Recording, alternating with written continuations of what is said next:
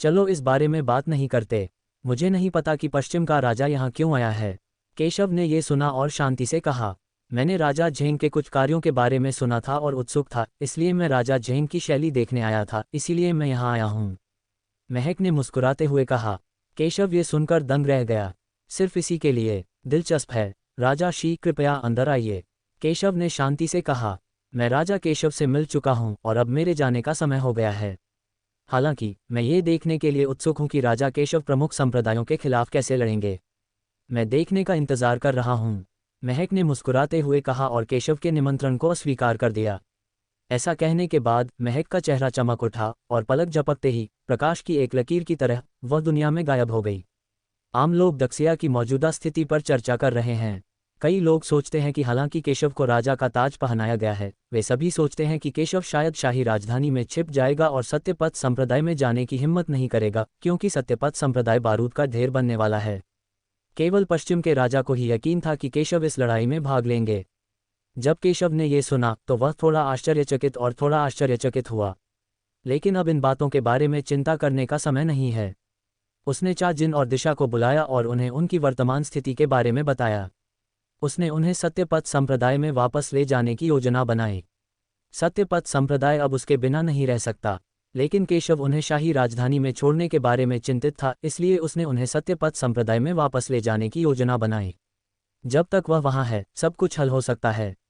अल्पविराम। केशव को राजा डोंग से मिली जानकारी सच थी। कई प्रमुख संप्रदायों ने सत्यपथ संप्रदाय पर हमला करने की योजना बनाई थी। उन्होंने प्राचीन युद्ध क्षेत्र से लौटते ही योजना बना ली थी। प्राचीन युद्धभूमि पर जो कुछ हुआ वह उनके लिए शर्मनाक है।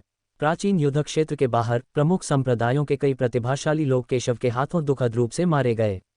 प्रमुख संप्रदायों के कई शक्तिशाली पुरुष केशव के सामने कुछ भी नहीं थे। यहाँ तक कि कमल संप्रदाय के नेता भी व्यक्तिगत रूप से आगे आए, लेकिन केशव से हार गए। इससे कई प्रमुख संप्रदायों को झटका लगा। किसी ने भी उम्मीद नहीं की थी कि सत्यपथ संप्रदाय वास्तव में केशव जैसी शीर्ष प्रतिभा को विकसित करेगा। वे मूल रूप से प्राचीन युद्ध के मैदान के बाहर केशव को मारने के लिए सेना में शामिल होना चाहते थे, लेकिन क्योंकि सम्राट जिया ने हस्तक्षेप किया, केशव बच गया। लेकिन भले ही सम्राट जिया ने केशव को अस्थायी रूप से बचा लिया था, लेकिन प्रमुख संप्रदाय इसे इतनी आसानी से कैसे जाने दे सकते थे। खासकर जब उन्होंने सुना कि केशव ने शाही सर्वोच्च को हरा दिया है और शाही सर्वोच्च बुजुर्ग को लगभग मार ही डाला है, तो कई प्रमुख संप्रदायों को एहसास हुआ कि केशव उनकी कल्पना से भी ज्यादा भयानक है। उन्होंने पहले केशव को कम करके आंका था। केशव उनकी कल्पना से भी ज्यादा शक्तिशाली था और वे केशव को जाने नहीं दे सकते थे। इस बहाने से उन्होंने सत्यपथ संप्रदाय पर हमला करने की योजना बनाई। अगर वे केशव को भर्ती कर पाते तो वे अपनी नफरत का बदला लेने के लिए केशव को मार सकते थे। और अगर केशव वापस नहीं आता तो भी कोई बात नहीं। जब तक वे सत्यपथ संप्रदाय को नष्ट कर देते तब तक उन्हें बहुत लाभ मिल सकता था। सत्यपथ संप्रदाय एक संप्रदाय जो पतन की कगार पर था, अप्रत्याशित रूप से बच गया और केशव जैसी प्रतिभा को जन्म दिया। हमारे संप्रदाय के सभी प्रतिभाशाली और शक्तिशाली लोग केशव से हार गए। ये शर्म की बात है। सत्यपथ संप्रदाय को नष्ट करना होगा, केशव को मरना होगा। आदेश पारित करो और सत्यपथ संप्रदाय को नष्ट करो। तो फिर दक्षिया में पूर्व नंबर 1 शक्ति के बारे में क्या? मैं देखना चाहता हूं कि दक्षिया की पूर्व नंबर 1 सेना में अब भी कितनी ताकत है। मेरे कमल संप्रदाय के लोगों को मारने और मेरे कमल संप्रदाय की गरिमा को चुनौती देने की उनकी हिम्मत कैसे हुई? जब कमल संप्रदाय के प्रमुख बुजुर्ग को पता चला कि संप्रदाय की 2 पीढ़ियों के प्रतिभाशाली लोगों की केशव के हाथों दुखद मृत्यु हो गई है, तो वे स्वयं एकांत से बाहर आए और निर्णय की घोषणा की। कमल संप्रदाय ने सत्यपथ संप्रदाय को नष्ट करने के लिए कार्रवाई की। ये शब्द सुनकर क्षेत्र के अनगिनत शक्तिशाली लोग भी बेहद उत्साहित हो गए। वे लंबे समय से सत्यपथ संप्रदाय को नष्ट करने की उम्मीद कर रहे थे। आखिरकार सत्यपथ संप्रदाय कभी दक्षिया में नंबर 1 ताकत था, जिसकी नींव बहुत गहरी थी। शुरुआत में यह माना जाता था कि सत्यपथ संप्रदाय का पतन बहुत पहले हो चुका था, लेकिन अचानक इसमें एक केशव का विकास हुआ, जिससे उन्हें एहसास हुआ कि सत्यपथ संप्रदाय निश्चित रूप से सरल नहीं था। और सिर्फ कमल संप्रदाय ही नहीं, सूर्य ऊर्जा संप्रदाय, किंगयुन संप्रदाय, जीटू संप्रदाय और अन्य संप्रदायों ने भी सत्यपथ संप्रदाय पर हमला करने का निर्णय लिया है। उन सभी ने पहले से ही अपनी अपनी गणना कर रखी थी कि पहले अन्य संप्रदायों को सत्यपथ संप्रदाय के खिलाफ कार्रवाई करने दी जाए और फिर उन्हें मुनाफे का हिस्सा मिलेगा। हालांकि ये जानने के बाद कि संप्रदाय के प्रतिभाशाली व्यक्ति की केशव के हाथों दुखद मृत्यु हो गई थी और केशव ने शक्तिशाली पुरुषों को भी पराजित किया था, और केशव की भयानक प्रतिभा और ताकत को जानने के बाद वह अब और शांत नहीं बैठ सकता था। सत्यपथ संप्रदाय को नष्ट किया जाना चाहिए और केशव को भी मरना होगा। यद्यपि केशव को राजा का ताज पहनाया गया है, उनका मानना है कि अगर वे सत्यपथ संप्रदाय से निपटने के लिए सेना में शामिल हो जाते हैं तो सम्राट जिया भी आसानी से हस्तक्षेप करने की हिम्मत नहीं करेगा। इसलिए कई प्रमुख संप्रदायों ने सत्यपथ संप्रदाय से निपटने के लिए सेना में शामिल होने का मौन निर्णय लिया। कई प्रमुख संप्रदायों के सुप्रीमो व्यक्तिगत रूप से अपने संप्रदायों के शक्तिशाली पुरुषों का नेतृत्व करने के लिए सत्यपथ संप्रदाय से निपटने के लिए सामने आए। आखिरकार, हालांकि सत्यपथ संप्रदाय का पतन हो गया है, ये कभी शीर्ष शक्तियों में से एक था। अगर वे सत्यपथ संप्रदाय से निपटना चाहते हैं तो वे स्वाभाविक रूप से अपने विरोधियों को कम नहीं आंकेंगे। कई प्रमुख संप्रदाय उन पर लालच भरी नज़र से देख रहे थे और सत्यपथ संप्रदाय ने भी स्वाभाविक रूप से यह खबर सुनी और जाना कि कई प्रमुख संप्रदाय उनसे निपटने के लिए एकजुट हो गए हैं। अचानक वहां एक उदास माहौल बन गया। सभी प्रमुख संप्रदाय हम पर हमला करने के लिए एक साथ आ रहे हैं। हमारे सत्यपथ संप्रदाय का विनाश निकट है। चाहे कुछ भी हो, सत्यपथ संप्रदाय की विरासत को नहीं काटा जा सकता। बुजुर्गों, आदेश पारित करें और धूप विरासत को संरक्षित करने के लिए सभी शिष्यों को बर्खास्त करें। महत्वपूर्ण क्षण में सत्यपथ संप्रदाय के ग्रैंड एल्डर और अन्य एक के बाद एक बाहर आए और ग्रैंड एल्डर ने सभी को बर्खास्त करने का निर्णय लिया।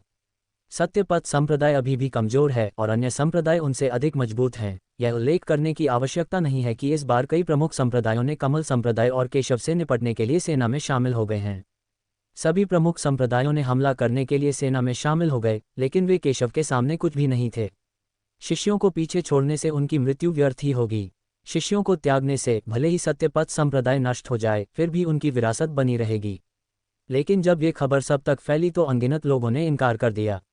अगर हम सत्यपथ संप्रदाय को छोड़ दें तो हम कहाँ भाग सकते हैं? हम सत्यपथ संप्रदाय में खेती करते हैं और बढ़ते हैं, इसलिए जब सत्यपथ संप्रदाय संकट में है तो हम कैसे छोड़ सकते हैं? उद्धरण चिन्ह। ये सही है, हम नहीं जा सकते, भले ही कई प्रमुख संप्रदाय हम पर एक साथ हमला करें। हमारे सत्यपथ संप्रदाय के पास एक बड़ा सुरक्षात्मक गठन है, वे इसे आसानी से कैसे तोड़ सकते हैं? भले ही सत्यपथ संप्रदाय में ब्रेक थ्रू लग जाए, सबसे बुरा तो मौत से लड़ने जैसा ही हो सकता है। हमारे सत्यपथ संप्रदाय के शिष्य कभी भी दूसरों से कमजोर नहीं रहे। जब तक पवित्र पुत्र यहाँ हैं, हमारा सत्यपथ संप्रदाय हमेशा राख से पुनर्जन्म लेता रहेगा। अनगिनत शिष्यों ने कहा कि वे सत्यपथ संप्रदाय के प्रति स्नेह से भरे हुए थे और उनका मानना था कि पवित्र पुत्र की उपस्थिति से वह निश्चित रूप से संकट को हल करने में उनकी मदद करेंगे। वे केशव पर पूरा भरोसा रखते हैं। ये शब्द सुनकर मुरोंगजियाओ की आंखें थोड़ी सिकुड़ गईं। उसे उम्मीद नहीं थी कि सबके मन में ऐसे विचार होंगे। अंततः उसने निर्णय लिया, ठीक है, हम नहीं जाएंगे। जब तक सत्यपथ संप्रदाय का पवित्र पुत्र यहाँ है, बदला लेने का दिन आएगा। जोरावर बोला, मौत तक लड़ो। ये सही है, मौत तक लड़ो। पवित्र पुत्र अमर है और त्यानिक्सुआन अविनाशी है। अनगिनत शिष्यों ने जोश से कहा कि संप्रदाय प्रतियोगिता के दौरान वे सभी केशव से प्रेरित थे और वे एक के बाद एक दहाड़ने लगे। उनकी आवाज़ें आकाश तक पहुंच गईं और बहरा कर देने वाली थीं। मैदान में रूपाली, लुओ चेन और अन्य लोग भी सदमे में इस दृश्य को देख रहे थे। वे जानते थे कि सत्यपथ संप्रदाय में केशव का एक प्रभावशाली दर्जा था, लेकिन उन्होंने यह उम्मीद नहीं की थी कि उसका दर्जा इतना ऊंचा होगा। लेकिन वे खुश हैं कि उन्होंने सही निर्णय लिया। इससे पहले उन्होंने प्राचीन युद्ध के मैदान में कई प्रमुख संप्रदायों के बेशर्म तरीकों को देखा था और उन सभी ने संप्रदाय को छोड़कर सत्यपथ संप्रदाय में शामिल होने का फैसला किया था। जोरावर जानता था कि वे सत्यपथ संप्रदाय में शामिल होना चाहते थे और उन्होंने मना नहीं किया, क्योंकि वे वही थे जो प्राचीन युद्ध के मैदान में केशव की मदद करना चाहते थे। हालांकि कुछ लोग इस दृश्य को निराशा से देख रहे थे। उन्हें उम्मीद नहीं थी कि सत्यपथ संप्रदाय में शामिल होने के तुरंत बाद सत्यपथ संप्रदाय को जीवन मरण के संकट का सामना करना पड़ेगा। उन्होंने यह उम्मीद नहीं की थी कि खतरे को खत्म करने के लिए कई प्रमुख संप्रदाय सत्यपथ संप्रदाय और केशव के खिलाफ कार्रवाई करना चाहते थे। कई प्रमुख संप्रदायों की तुलना में सत्यपथ संप्रदाय अभी भी बहुत कमजोर है। क्या वह समय पर वापस आएगा? वे उस आदमी के बारे में सोचने से खुद को नहीं रोक सके जिसने एक बार प्राचीन युद्ध के मैदान में सभी को मार डाला था। गड़गड़ाहट। इस समय शून्य में गड़गड़ाहट हुई, आकाश कांप उठा और एक विशाल और भयानक आभा उतरी जिसमें ठंडी और झुलसाने वाली सांसें निकल रही थीं। कई प्रमुख संप्रदायों के लोग आ चुके हैं। कमल संप्रदाय, सूर्य ऊर्जा संप्रदाय, कमल संप्रदाय, जीटू संप्रदाय और अन्य सेनाओं ने मोर्चा संभाला और पहले हमला किया। उन्होंने सत्यपथ संप्रदाय को कसकर घेर लिया और उसे फंसा लिया। मुझे उम्मीद नहीं थी कि आप सभी प्रमुख संप्रदाय आएंगे। कमल संप्रदाय के महान बुजुर्ग बादलों के ऊपर खड़े थे, उनके पीछे झंडे लहरा रहे थे और जंगल जैसे शक्तिशाली लोग थे। उसकी नज़रें सूर्य ऊर्जा संप्रदाय, कमल संप्रदाय, जीटू संप्रदाय और अन्य ताकतों पर पड़ी और वह उदासीन स्वर में बोला, हम सत्यपथ संप्रदाय अहंकारी और दबंग है। उनके शिष्य केशव ने प्राचीन युद्धभूमि में हमारे संप्रदाय के प्रतिभाशाली लोगों का बेरहमी से वध किया। हमारे संप्रदाय के पवित्र पुत्र और अनगिनत प्रतिभाशाली लोग उसके हाथों मारे गए। हमारा संप्रदाय इस तरह के उकसावे को कैसे बर्दाश्त कर सकता है? हमें सत्यपथ संप्रदाय को ध्वस्त करना होगा और अपने शिष्यों की दुखद मृत्यु का बदला लेना होगा। कमल संप्रदाय के ग्रैंड एल्डर ने ठंडे स्वर में कहा, हालांकि यह एक बहाना था, लेकिन यह मानना होगा कि यह बहाना बहुत अच्छा काम करता है। भले ही सम्राट जिया आज आ जाए, वे हार नहीं मानेंगे। यही बात मेरे संप्रदाय के लिए भी सत्य है। मेरा संप्रदाय वही है। हाँ, अगर ऐसा है तो आइए हम सब मिलकर सत्यपथ संप्रदाय को नष्ट कर दें। जहाँ तक सत्यपथ संप्रदाय के अवसरों और भाग्य का सवाल है, हम उन्हें एक साथ साझा करेंगे। कमल संप्रदाय के ग्रैंड एल्डर ने ठंडे स्वर में कहा, अच्छा, हम आपकी स्वीकृति की प्रतीक्षा कर रहे हैं। कई प्रमुख संप्रदायों के सर्वोच्च बुजुर्गों ने सिर हिलाया और कहा कि वे समझते हैं कि वर्तमान स्थिति के तहत कोई भी अकेले सत्यपथ संप्रदाय के अवसर का आनंद नहीं ले सकता है। सत्यपथ संप्रदाय के लोगों, तुम अभी यहाँ से चले क्यों नहीं जाते? तुम कब तक छिपने की योजना बना रहे हो? प्रमुख संप्रदायों के कई शक्तिशाली लोगों ने उत्तेजक ढंग से कहा। सत्यपथ संप्रदाय के ग्रैंड एल्डर और अन्य कई बुजुर्गों और शिष्यों को बाहर ले गए। शून्य में शक्तिशाली आंकड़ों के समूह को देखते हुए, विशेष रूप से कई प्रमुख संप्रदायों के नेतृत्व वाले शक्तिशाली आंकड़े, उनके दिल धीरे धीरे डूब गए। शून्य में अनगिनत बलवान पुरुष हैं, जिनमें से सबसे कमजोर युवानदान राज्य में हैं, और अनगिनत स्वर्णिम भ्रूण बलवान पुरुष हैं। कई प्रमुख संप्रदायों के नेता सभी सर्वोच्च बुजुर्ग हैं और उनकी शक्ति उनसे कम नहीं है। आज कई प्रमुख संप्रदायों ने एक साथ इतने सारे लोगों को बाहर भेज दिया। जाहिर है कि वे सत्यपथ संप्रदाय को नष्ट करने के लिए दृढ़ हैं। आप सभी हमारे सत्यपथ संप्रदाय पर हमला करने के लिए इतनी सारी सेनाएं क्यों जुटा रहे हैं? मुझे आश्चर्य है कि आपका असली उद्देश्य क्या है। हन्फ, जाकिर, क्या तुम सचमुच नहीं जानते या फिर तुम नहीं जानने का नाटक कर रहे हो? जैसे ही सत्यपथ संप्रदाय के लोग आए, सभी की नज़रें कई सर्वोच्च बुजुर्गों पर पड़ीं। कमल संप्रदाय के महान बुजुर्ग ने उपहास किया और कहा कि वह और कमल संप्रदाय के महान बुजुर्ग एक ही पीढ़ी के थे, इसलिए स्वाभाविक रूप से उन्होंने उन्हें गंभीरता से नहीं लिया। सत्यपथ संप्रदाय इतना दुस्साहसी है कि उसने संप्रदाय प्रतियोगिता में हमारे संप्रदाय के अनगिनत प्रतिभाशाली लोगों को मारने का साहस किया। तुम्हारा सत्यपथ संप्रदाय बहुत क्रूर और रक्तपिपासु है और तुम्हारे तरीके दानव संप्रदाय के तरीकों से तुलनीय हैं। आज हम स्वर्ग की ओर से न्याय लागू करेंगे और तुम्हें दंड देंगे। हाँ, जाकिर अभी बकवास कर रहा है। मुझे डर है कि वह संप्रदाय के सुरक्षात्मक गठन को सक्रिय करना चाहता है। लेकिन जाकिर, भले ही आप अपने संप्रदाय के सुरक्षात्मक गठन को सक्रिय करते हैं, इससे क्या फर्क पड़ता है? आज हम एक शक्तिशाली समूह के रूप में जीतने के लिए दृढ़ संकल्पित एकत्रित हुए हैं। मात्र सुरक्षात्मक संरचना हमारा कुछ नहीं बिगाड़ सकती। आज वह दिन है जब सत्यपथ संप्रदाय का नाश होगा। कमल संप्रदाय के ग्रैंड एल्डर ने जाकिर के उद्देश्य का अनुमान लगाया और व्यंग्यात्मक लहजे में कहा, फक फक करना। जाकिर ने यह सुना और ठंडी सांस ली। हालांकि दूसरे पक्ष ने उसके विचारों का अंदाजा लगा लिया था। तो क्या हुआ? सत्यपथ संप्रदाय अब पतन की ओर अग्रसर है, लेकिन एक दुबला ऊंट अभी भी घोड़े से बड़ा है और उनका संप्रदाय संरक्षण गठन इतना सरल नहीं है। यही कारण है कि वे सत्यपथ संप्रदाय में बने रहने का साहस करते हैं। आज जो भी इस संरचना को तोड़ना चाहेगा उसे अच्छा इनाम दिया जाएगा। कमल संप्रदाय के ग्रैंड एल्डर ने उदासीनता से बात की और कहा, आज वे न केवल सत्यपथ संप्रदाय को नष्ट करना चाहते हैं, बल्कि वे इसे गरजने वाले साधनों से भी नष्ट करना चाहते हैं, ताकि अन्य विचार रखने वालों को रोका जा सके और अपने संप्रदाय की महिमा स्थापित की जा सके। एक क्षण के लिए कई लोगों ने इसे सुना और यद्यपि वे प्रलोभन में थे, उन्होंने कार्रवाई करने का साहस नहीं किया। आखिरकार वे सभी जानते थे कि सत्यपथ संप्रदाय का सुरक्षात्मक गठन इतना सरल नहीं था। यह इतनी आसानी से कैसे टूट सकता है? मेरे 3 भाई इस संरचना को तोड़ने के लिए तैयार हैं। सत्यपथ संप्रदाय का सुरक्षात्मक संरचना हमारे लिए क्या मायने रख सकती है? सत्यपथ संप्रदाय लंबे समय से गिरावट में है और उल्लेख करने लायक नहीं है। अगर हम कार्रवाई करते हैं तो मेरे 3 भाई निश्चित रूप से इस संरचना को तोड़ने में सक्षम होंगे। 3 मजबूत आदमी कमल संप्रदाय से बाहर चले गए और बोले, इन तीनों लोगों में असाधारण आभा है और उनकी साधना भी प्रभावशाली है। ये 3 वांग जियोंग भाई हैं। बहुत बढ़िया। अगर तुम सत्यपथ संप्रदाय के सुरक्षात्मक गठन को तोड़ सकते हो तो मैं तुम्हें अच्छा इनाम दूंगा। कमल संप्रदाय के ग्रैंड एल्डर ने उपहास किया और कहा कि ये 3 लोग न केवल कमल संप्रदाय के मजबूत लोग हैं, बल्कि युद्ध की कला में कुछ उपलब्धियां भी रखते हैं। हालांकि सत्यपथ संप्रदाय कभी एक शीर्ष संप्रदाय था और उसका गठन सरल नहीं था, फिर भी इतने साल बीत गए। उन सभी का मानना था कि सत्यपथ संप्रदाय का गठन लंबे समय से जीर्ण शीर्ण था, इसलिए राजपूत परिवार के 3 भाई इसे अवश्य तोड़ पाएंगे। आज का सत्यपथ संप्रदाय एक जीर्ण शीर्ण घर की तरह है, कोई भी आकर इसे लात मार सकता है। लानत है, तुम सचमुच मेरे सत्यपथ संप्रदाय को नीचा दिखा रहे हो। जब सत्यपथ संप्रदाय के शक्तिशाली लोगों ने ये सुना तो वे सभी क्रोधित हो गए। उन्हें नीची नज़रों से देखा जाने लगा। उनका पंथ रक्षा संरचना इतनी आसानी से कैसे टूट सकती है। सुनो सत्यपथ संप्रदाय के लोगों, एक बार जब हम तुम्हारे पक्षी समूह को तोड़ देंगे तो तुम्हारी मौत हो जाएगी। जब वांग जियोंग ने यह सुना तो वह उपहास करते हुए अपने 2 भाइयों के साथ उस समूह को तोड़ने के लिए दौड़ पड़ा। गठन की रक्षा करो और उन पर हमला करो। जाकिर ज्यादा घबराए नहीं। उन्होंने लोगों से कहा कि वे सेना की रक्षा करें और हमलावरों पर हमला करें। यदि हम डटे रहे तो आज हम सफलता प्राप्त कर सकेंगे। गड़गड़ाहट। सत्यपथ संप्रदाय के लोगों ने गठन की रक्षा की, गठन की शक्ति को उजागर किया और आक्रमणकारियों पर हमला किया। धमाका। सत्यपथ संप्रदाय की सुरक्षात्मक संरचना अचानक भयानक शक्ति के साथ फूट पड़ी और घुसपैठियों को मार गिराया। ये भयानक शक्ति उस शक्तिशाली दिशा के आक्रमण से कहीं अधिक थी। आखिरकार संप्रदाय सुरक्षा संरचना एक संप्रदाय का जीवन रक्षक तुरुप का पत्ता है और प्रत्येक संप्रदाय ने एक अत्यंत भयानक संरचना का निर्माण किया है। अगर सत्यपथ संप्रदाय का पतन न हुआ होता तो ऐसे बहुत कम शक्तिशाली लोग होते जो सत्यपथ संप्रदाय की सुरक्षात्मक संरचना की असली शक्ति को उजागर कर पाते। वरना अगर वे आज हमला करते तो सिर्फ एक सुरक्षात्मक संरचना ही हमलावर दुश्मनों को नष्ट करने के लिए काफ़ी होती। यद्यपि कई प्रमुख संप्रदायों ने वर्षों से सत्यपथ संप्रदाय के बारे में विचार किए हैं, लेकिन संप्रदाय संरक्षण गठन के कारण उन्होंने हमला नहीं किया है। सत्यपथ संप्रदाय का सुरक्षात्मक गठन बड़ी शक्ति के साथ फूट पड़ा, लेकिन यह अभी भी अपने पूर्व शिखर से बहुत पीछे था।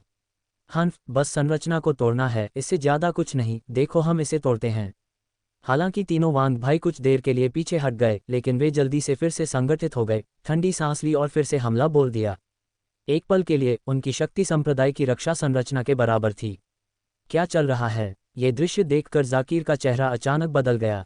हालांकि संप्रदाय का सुरक्षात्मक गठन चरम स्तर तक नहीं पहुंच सका, लेकिन 3 स्वर्ण भ्रूण शक्तियों से निपटने में असफल होना उसके लिए असंभव था, जिससे वह बेचैन हो गया। अरे नहीं, संप्रदाय गुरु कोई संरचना को नष्ट कर रहा है। संप्रदाय गुरु, महान और तीसरे महान बुजुर्ग, एल्डर शेन और अन्य लोगों के साथ मिलकर संरचना पर हमला कर रहे हैं। उन्होंने विद्रोह कर दिया है। टुकड़ी की दिशा से चीखें आ रही थीं। टुकड़ी की रखवाली के लिए जिम्मेदार कई बलवान सैनिक खून उगलते हुए उड़ गए। जाकिर और अन्य लोगों ने ये सुना और जल्दी से उस ओर देखने लगे। पता चला कि उस समय कई लोग उस संरचना को नष्ट कर रहे थे। वे और तीनों वांग भाई चुपचाप एक दूसरे का सहयोग कर रहे थे। इस वजह से संरचना की शक्ति कमजोर हो गई थी। बूढ़े तीन, तुम क्या कर रहे हो? जाकिर इसे स्वीकार नहीं कर सका।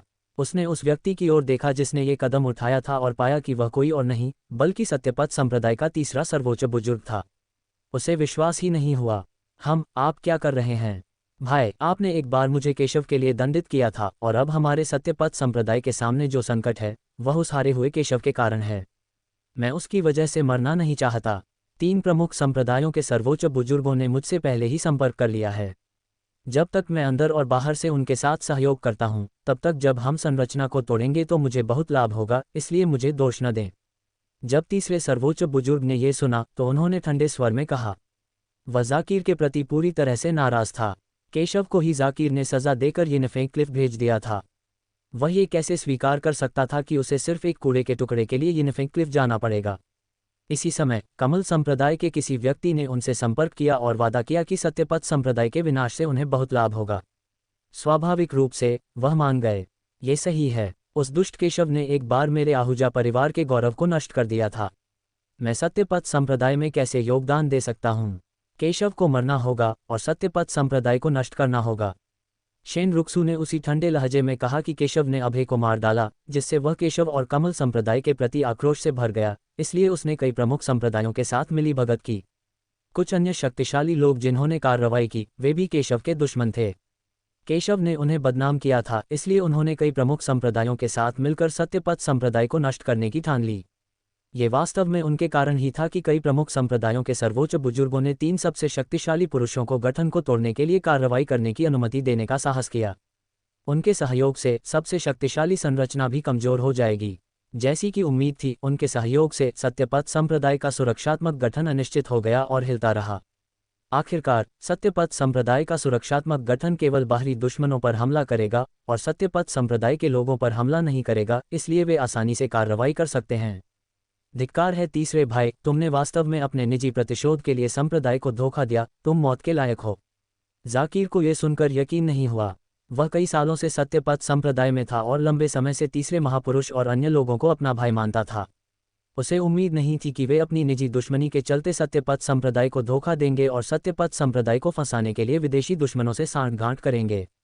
हम बड़े भाई, चूंकि हम एक ही संप्रदाय से हैं, अगर आप आत्मसमर्पण करना चाहें तो जब संप्रदाय नष्ट हो जाएगा तब भी मैं उनसे आपकी जान बख्शने की विनती कर सकता हूं, वरना आप सब आज ही मर जाएंगे। जब तीसरे बड़े बुजुर्ग ने यह सुना तो उन्हें जरा भी अपराधबोध महसूस नहीं हुआ, बल्कि उन्होंने ठंडे स्वर में कहा, हम घुटनों के बल मरने की बजाय खड़े खड़े मरना पसंद करेंगे। तुम आज ही मरने के लायक हो। जब जाकिर ने यह सुना तो वह बेहद क्रोधित हुआ और सीधे तीसरे सर्वोच्च बुजुर्ग पर हमला कर दिया। तो फिर हमें दोष मत दो, तीसरे सर्वोच्च बुजुर्ग ने तिरस्कारपूर्वक कहा। हालांकि वह जाकिर से कमजोर था लेकिन ज्यादा कमजोर नहीं था। आखिरकार वे दोनों सत्यपथ संप्रदाय के सर्वोच्च बुजुर्ग थे। उसने हमले का विरोध किया और जोरदार हमला किया। आगे बढ़ो और उन्हें मार डालो, जोरावर ने गुस्से में कहा। अन्य मजबूत पुरुषों को शेनरुक्सु और अन्य पर हमला करने के लिए कहा। लेकिन इस समय 3 वांग भाइयों के हमले के तहत सत्यपथ संप्रदाय का सुरक्षात्मक गठन लगातार ढह रहा था। टकराना। इस क्षण सत्यपथ संप्रदाय की सुरक्षात्मक संरचना अंततः टिक नहीं सकी और ढह गई। ये भयावह संरचना प्रकाश की अंतहीन वर्षा में बदल गई और आकाश और पृथ्वी में विलीन हो गई। सत्यपथ संप्रदाय का गठन टूट गया है। सत्यपथ संप्रदाय को नष्ट करो। हा, सत्यपथ संप्रदाय को कुचल दो। कई प्रमुख संप्रदायों के सर्वोच्च बुजुर्गों ने यह दृश्य देखा, उपहास किया और कहा, बेहद खुश, उनकी आंखें चमक उठी और उन्होंने सभी ने सत्यपथ संप्रदाय पर हमला करने का आदेश दिया। एक पल में अनगिनत शक्तिशाली लोग बाहर निकल आए और सत्यपथ संप्रदाय को नष्ट करने के लिए इस अवसर का लाभ उठाने के लिए तैयार हो गए। क्या आज वह दिन हो सकता है जब हमारा सत्यपथ संप्रदाय नष्ट हो जाएगा? क्या भगवान मेरे सत्यपथ संप्रदाय को नष्ट करने जा रहे हैं? सत्यपथ संप्रदाय के अनगिनत शक्तिशाली लोगों ने इस दृश्य को देखा और इसे स्वीकार नहीं कर सके। वे लगभग निराशा में थे। लेकिन इस समय सत्यपथ संप्रदाय से अचानक एक भयानक शक्ति फूट पड़ी और एक हिंसक दहाड़ सुनाई दी। सत्यपथ संप्रदाय के भीतर से एक के बाद एक भयानक हमले हुए, जिसमें 3 वांग भाइयों और अन्य शक्तिशाली लोगों की मौत हो गई। धिक्कार है। सत्यपथ संप्रदाय में एक संरचना कैसे है? ये संरचना सत्यपथ संप्रदाय की सुरक्षात्मक संरचना से भी अधिक शक्तिशाली कैसे है? इन हमलों को आते देख तीनों वांग भाई और बाकी लोग अचंभित रह गए। उन्होंने जल्दी से प्रतिरोध करना चाहा, लेकिन उन्हें लगा कि वे प्रतिरोध नहीं कर पा रहे हैं। उन सभी को मौत का खतरा महसूस हुआ, जिससे उनके सिर सुन्न हो गए। ये भयानक हमला अत्यंत शक्तिशाली और भयंकर था, जिससे ऐसी शक्ति निकल रही थी जो सब कुछ नष्ट कर सकती थी। उन्होंने जल्दबाजी में हमला किया, लेकिन अगले ही पल उनके हमले तुरंत नष्ट हो गए और वे कमजोर हो गए। वे सभी बचना चाहते थे, लेकिन बहुत देर हो चुकी थी। हमला इतना जोरदार था कि उनके शरीर पर सीधा वार हुआ। चीखने चिल्लाने से पहले ही वे पल भर में राख में बदल गए। इस निर्माण में अनगिनत शक्तिशाली लोग दुखद रूप से मारे गए। अगले ही पल एक अवरोध ने एक बार फिर पूरे सत्यपथ संप्रदाय को घेर लिया, जिसने मूल सत्यपथ संप्रदाय के सुरक्षात्मक गठन की जगह ले ली और एक बड़ी भूमिका निभाई। क्या चल रहा है? सत्यपथ संप्रदाय का महान गठन पहले ही नष्ट हो चुका है। फिर भी सत्यपथ संप्रदाय का महान गठन कैसे हो सकता है? कई प्रमुख संप्रदायों के बलवान लोगों ने यह दृश्य देखा और अविश्वास से कहा, ज़ुएर, क्या वह तुम हो? क्या चल रहा है? इस समय सत्यपथ संप्रदाय के सभी लोगों को भी सुराग मिल गया। मुरोंग जियाओ को पता चला कि उस संरचना की दिशा शेंगजी चोटी पर थी और उस संरचना को नियंत्रित करने वाला व्यक्ति ज़ोया था। वह बेहद हैरान था। सत्यपथ संप्रदाय के पास एक और संरचना कब थी जिसके बारे में उसे भी पता नहीं था। इससे भी अधिक चौंकाने वाली बात यह है कि यह संरचना इतनी शक्तिशाली है कि इसने कई शक्तिशाली लोगों को आसानी से नष्ट कर दिया। ये संरचना पवित्र पुत्र द्वारा छोड़ी गई थी। उन्होंने मुझे इसे सक्रिय करने के लिए कहा था और यह कुछ समय तक टिकेगी। वह तुरंत संप्रदाय में वापस आ जाएंगे। ज़ोया भी उस समय बहुत उलझन में थी। उसे केशव का संदेश मिला, जिसमें उसे सत्यपथ संप्रदाय के शेंगजी शिखर पर विशाल संरचना स्थापित करने के लिए आग्रह करने को कहा गया था। केशव ने यही बैकअप प्लान छोड़ा था। केशव ने ज़ोया के लिए एक टोकन छोड़ा था, इसलिए ज़ोया इस फॉर्मेशन को सक्रिय कर पाए। हालांकि यह गठन मूल रूप से केशव द्वारा एहतियात के तौर पर स्थापित किया गया था। यह अजेय नहीं है, लेकिन ये केशव के लौटने तक चलने के लिए पर्याप्त है। यही वह तरीका है जो पवित्र पुत्र ने छोड़ा है। मैंने कभी नहीं सोचा था कि पवित्र पुत्र वास्तव में इतनी शक्तिशाली संरचना का उपयोग करेगा। बहुत अच्छा। ये शब्द सुनकर सभी लोग बेहद उत्साहित हो गए। उन्हें उम्मीद नहीं थी कि उनका पवित्र पुत्र वास्तव में सत्यपथ संप्रदाय के लिए इतना शक्तिशाली गठन स्थापित करेगा। इस दृश्य ने उन्हें बेहद उत्साहित कर दिया।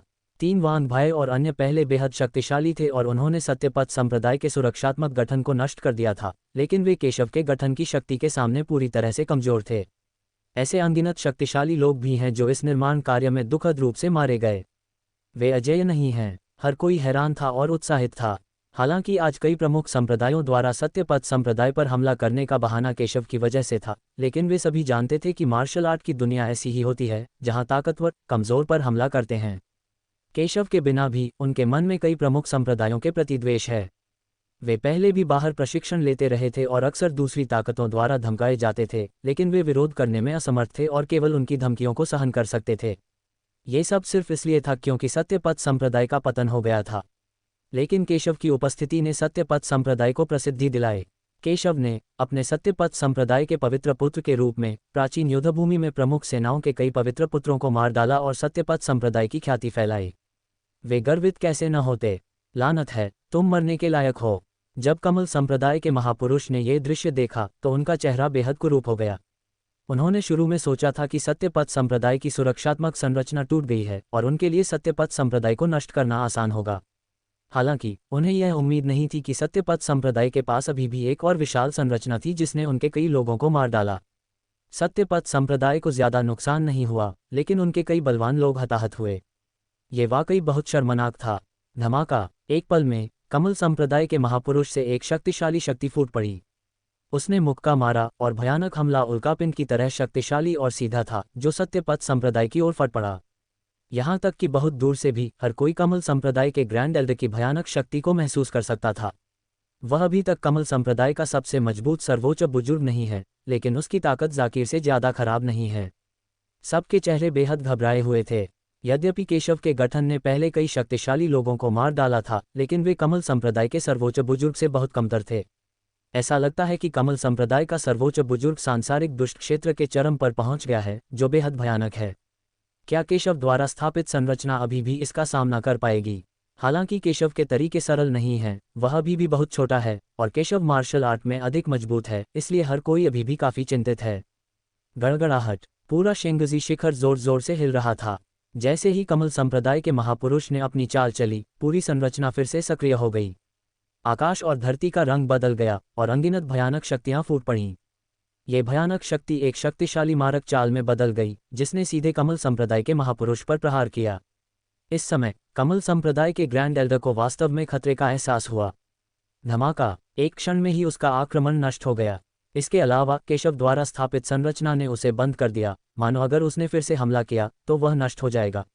धिक्कार है! तियान जुआनजुंगयंग जैसा एक साधारण असफल व्यक्ति इतना भयानक गठन कैसे कर सकता है?